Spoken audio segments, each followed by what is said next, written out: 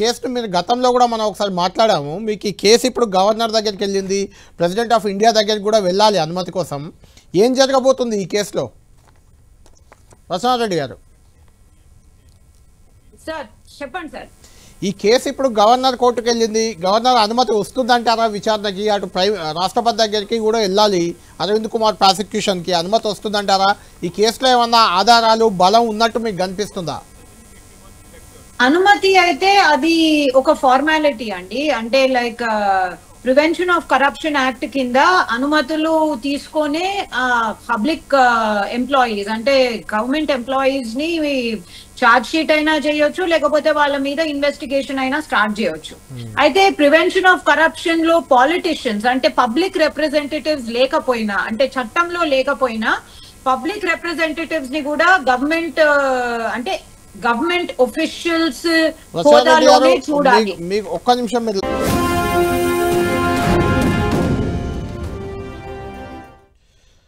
Right, welcome back. Rachana Reddy గారు, మనం debate continue చేస్తున్నాం. ఏసీబీ కేసు, ఫార్ములా ఈ రేస్ కేసు, ఈ కార్ రేస్లో దీనికి సంబంధించి గవర్నర్ రాష్ట్రపతి అనుమతులు కోరుతూ ప్రాసిక్యూషన్కి అనుమతి కోరుతూ లేఖలు రాసినట్లు తెలుస్తుంది.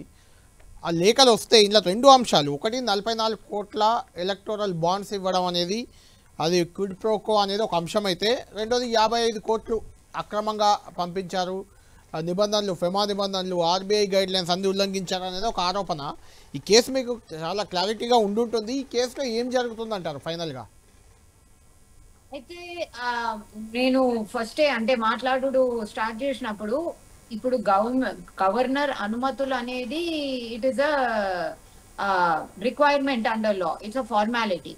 సో ఈ ఫార్మాలిటీ గవర్నమెంట్ ఈ గవర్నర్ అనుమతులు అనేది ఫార్మాలిటీ కొనసాగుతుంది, కంప్లీట్ అవుతుంది. గవర్నర్ ఖచ్చితంగా ఇస్తారు కూడా. సో దీనికి ఇన్ని సార్లు అనుమతులు తీసుకునవలసిన కంపల్సరీ మ్యాండేట్ అయితే ఏమీ లేదు. ఎందుకంటే ఎఫ్ఐఆర్ కన్నా ఎఫ్ఐఆర్ లేకపోతే క్రిమినల్ ఇన్వెస్టిగేషన్ రిజిస్టర్ చేస్తామన్నప్పుడే వాళ్ళు అనుమతులు తీసుకున్నారు. ఇప్పుడు మళ్ళీ ఛార్జ్ షీట్ ఫైల్ చేయడానికి, ఇన్వెస్టిగేషన్ కంప్లీట్ అయ్యి ఛార్జ్ షీట్ ఫైల్ చేయడానికి మళ్ళీ అనుమతులు తీసుకుంటుండ్రు. ఒకసారి ఇన్వెస్టిగేషన్ కి గ్రాంట్ ఆఫ్ శాంక్షన్ వచ్చేస్తే you don't need again and again for the charge sheet and all. సరే, మళ్ళీ అనుమతులు తీసుకుంటుండ్రు, దట్ ఈస్ ఫైన్. అయితే ఇక్కడ ఆ 44 కోట్లైనా లేకపోతే ఇంకో ఆస్పెక్ట్ అయినా ఇక్కడ కరప్షన్ జరిగినట్టు ఏ బేసిస్ మీద చెప్తున్నారో ఇప్పటి వరకు, అంటే నాకు అప్పుడు ప్రిలిమినరీ స్టేజ్ లో ఉన్నప్పుడు ఎఫ్ఐఆర్ స్టేజ్ లోనైనా, నాకు ఇప్పుడు సో కాల్డ్ డీటెయిల్డ్ ఇన్వెస్టిగేషన్ అయిన తర్వాతనైనా నాకు ఆ క్రిమినల్ ఆస్పెక్ట్ అంటే మెన్స్ రేయా ఇంటెన్షనలీ దేంటి గవర్నమెంట్ ఎక్స్చెక్కర్ ని మనము నష్టపరచాలని మేము ఈ డబ్బులను అబ్రాడ్ పంపుతున్నామనే ఆస్పెక్ట్ ఇప్పటి వరకు ప్రూవ్ చేయలేకపోయినరు అని ఇట్స్ మై రెస్పెక్ట్ఫుల్ క్రైటీరియా. ఇక్కడ ఛార్జ్ షీట్ అనేది ఫైల్ చేస్తారు. అయితే ఛార్జ్ షీట్ లో వాళ్ళు ఈ 44 కోట్లో లేకపోతే 53 కోట్లో ఏదో ఒకటి అదేంటి మన ఎలక్ట్రల్ బాండ్స్ గా ఇచ్చారు, లేకపోతే ఇంకొంచెము దానికన్నా తక్కువ ఎలక్ట్రల్ బాండ్స్ గా ఇచ్చారంటే, ఎలక్ట్రల్ బాండ్స్ అనేది ఆ టైంలో legitimate legal manner of receiving money into political parties అండి.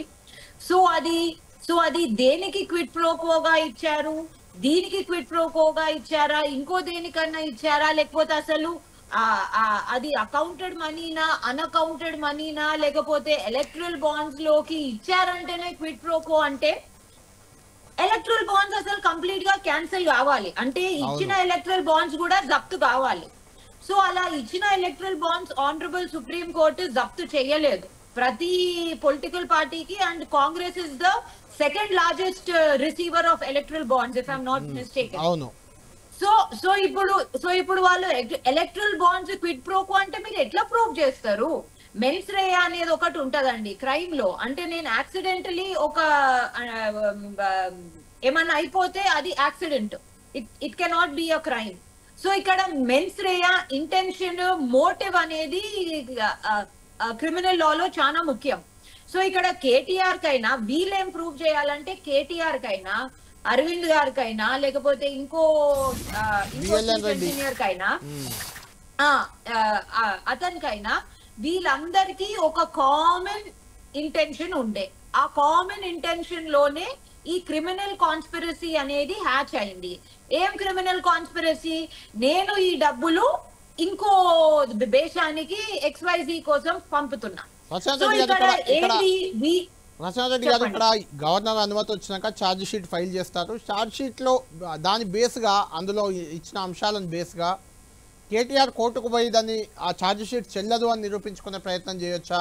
అసలు ఆ కోర్టు నుంచి ఎలాంటి డైరెక్షన్ వచ్చే అవకాశం ఉంటుంది? మీరు కేసు మొత్తం చెప్పండి. కేసు మొత్తం మీరు పరిశీలిస్తే మీకు ఏమనిపిస్తుంది? కేటీఆర్ ఖచ్చితంగా కోర్టుకి వెళ్లి ఛార్జ్ షీట్ ని క్వాష్మెంట్ కోసము ప్రశ్నించవచ్చు ఖచ్చితంగా. ఎందుకంటే నాకు తెలిసి అతను FIR కి కూడా కోర్టుకి క్వాష్ కోసం వెళ్ళారు. అవును. సో ఇప్పుడు ఛార్జ్ షీట్ ఒకవేళ దీంట్లో ఫైల్ అయితే కూడా దానికోసము క్వాష్ కోసము ఆనరబుల్ హైకోర్టుకి వెళ్ళొచ్చు. సో ఇక్కడ నేను అదే అంటున్నా, దాంట్లో ప్రస్తావించవలసిన విషయాలే నేను ఇప్పుడు ఛార్జ్ షీట్ చూడలేదు, నేను ఛార్జ్ షీట్ చూడలేదు. కానీ మనకు వస్తున్న సమాచారం, మీరిస్తున్న సమాచారం ప్రకారమే నేను మాట్లాడుతున్నా. ఇందులో క్విడ్ ప్రోకో అనేది ఎట్లా ప్రూవ్ చేసుకుంటున్నారు? అలాగే ఇది అన్అకౌంటెడ్ మనీ కాదు. ఒక అకౌంట్ లో నుంచి ఇంకో అకౌంట్ కి ప్రాపర్ ట్రాన్సాక్షన్ అయింది, డైరెక్ట్ ట్రాన్సాక్షన్ అయింది. So it's not unaccounted money. Unaccounted money ఉంటేనన్నా ఏదో క్రిమినల్ ఇంటెన్షన్, కాన్స్పిరసీ మోటివ్ ని మనము ఆపాదించే అవకాశం ఉంటుండే. అల్టిమేట్ గా ఫైనల్ గా ఒక విషయం చెప్పండి, లీగల్ గా కేటీఆర్ జైలుకి వెళ్లే అవకాశాలు ఏ మేరకు ఉన్నాయి, లేదంటే ఈ కేసును టోటల్ గా క్వాష్ చేసే అవకాశం ఏ మేరకు ఉంది? జైలు ఇప్పుడు ఛార్జ్ షీట్ అంటే లేని దాని మీద, అంటే లేని ఆఫెన్స్ మీద కూడా ఛార్జ్ షీట్ ఫైల్ చేయాలంటే ఇన్వెస్టిగేషన్ లో ఏదో క్రిమినల్ యాంగిల్ వెతికి కొరకబట్టి ఛార్జ్ షీట్ ఫైల్ చేయొచ్చండి.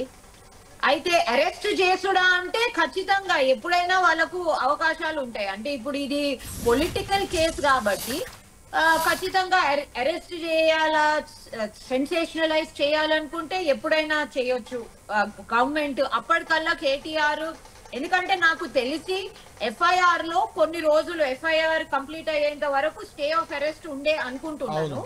కానీ ఇప్పుడు మళ్ళీ ఛార్జ్ షీట్ కి కొత్తగా వాళ్ళు స్టెప్ తీసుకోవాలి కాబట్టి ఆ స్టే ఆఫ్ అరెస్ట్ ఇప్పుడు పని చేయదు. మళ్ళీ ఛార్జ్ షీట్ మీద కొత్తగా క్వాష్ చేసి స్టే ఆఫ్ అరెస్ట్ ఇంకోటి ఏదో తీసుకోవాలి, stay of for the proceedings.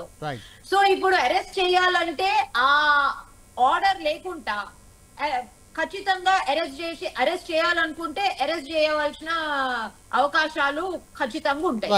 Mallayya Yadav గారు, అల్టిమేట్ గా మీరు ఫైనల్ గా